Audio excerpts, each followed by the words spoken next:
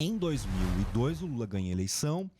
Em 2003 começa o governo, dia 1º de janeiro, e logo em seguida, nos primeiros meses, o governo propõe uma reforma da Previdência. O governo do Lula, em 2003, propõe uma reforma da Previdência que era quase igual a uma reforma da Previdência proposta pelo Fernando Henrique Cardoso, que a gente do PT e dos movimentos sociais no Brasil inteiro tínhamos feito campanha contra no governo do Fernando Henrique. Então, ou seja, uma medida que a gente tinha criticado, o Lula estava propondo. E a gente critica essa medida. E aí, na época, isso acontece no meio do ano de 2003, a expulsão dos parlamentares radicais. Que parte do PT, o PT expulsou? Expulsa. São 4 parlamentares, 3 deputados e uma senadora.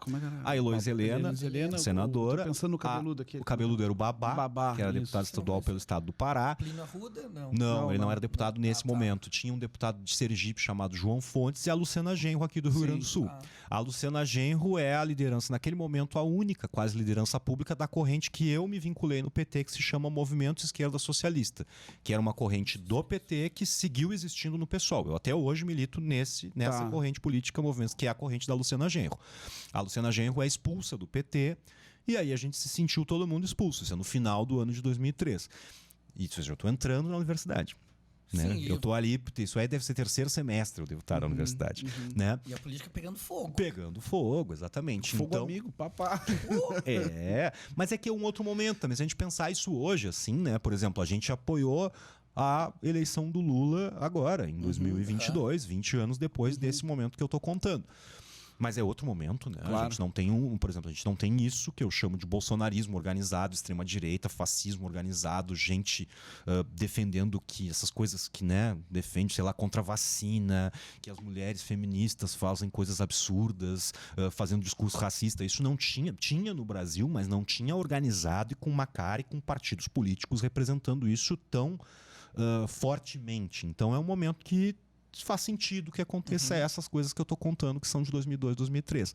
E aí a gente, na verdade, primeiro funda um movimento por um novo partido, Esquerda Socialista Democrático, isso é no final de 2013, início de 2004, e no meio de 2004 a gente tem um encontro nacional de fundação do PSOL. Eu participei disso tudo, Participei disso tudo muito ativamente. Isso tudo na universidade.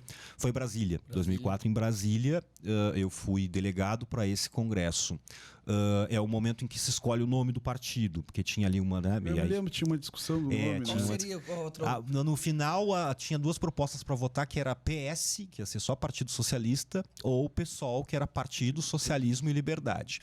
E Socialismo e Liberdade acabou sendo vitoriosa essa ideia, não só porque tinha a coisa do sol, né, de poder usar o logo do solzinho, que a gente usa até hoje, mas o elemento do socialismo é para reafirmar de que nós somos socialistas, e o elemento da liberdade tem a ver com nos desvincular com as experiências do stalinismo, com as experiências daquilo que ficou convencionado chamar de socialismo real da União Soviética, de afirmar que existe uma perspectiva de socialismo com liberdade, que existe uma perspectiva de socialismo com democracia. Porque o que tu está citando não existia nem liberdade nem democracia. Exatamente, essa é a nossa posição, essa é a nossa crítica. Muito embora, né, tem muitos debates sobre isso, não sei se a gente hoje aqui entraria, mas a maioria das correntes políticas que se organizaram para a fundação do PSOL tem uma tradição trotskista, que aí quem vai lá estudar a Revolução Russa também vai entender um pouco isso, né? O Trotsky era um dos líderes da Revolução Russa de 1917.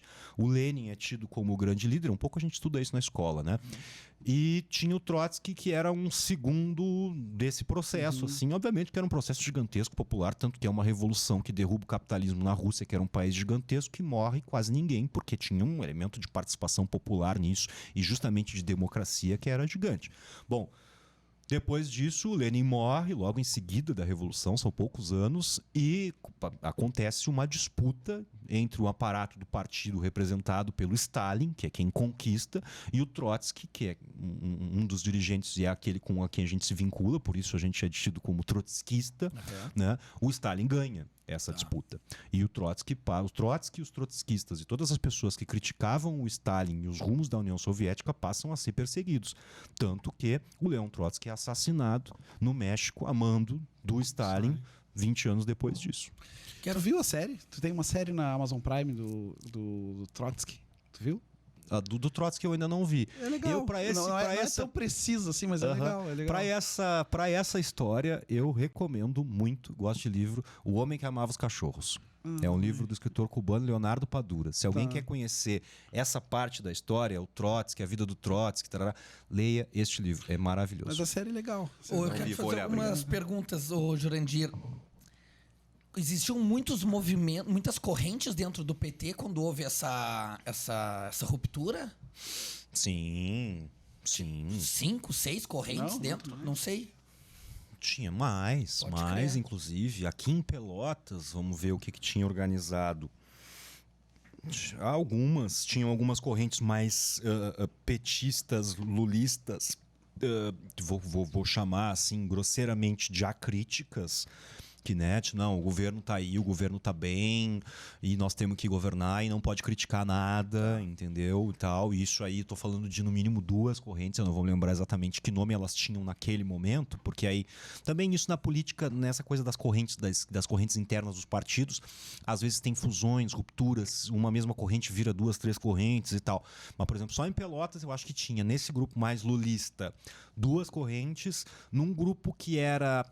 tinha a ideia de se manter no PT, mas fazia críticas ao governo. Tinham 3 correntes aproximadamente. E também desse grupo que rompeu, aí não tinha mais tanta gente assim, não. A nossa corrente, acho que foi a única, em Pelotas pelo menos, era a única organizada que era do PT e que participa da fundação do PSOL.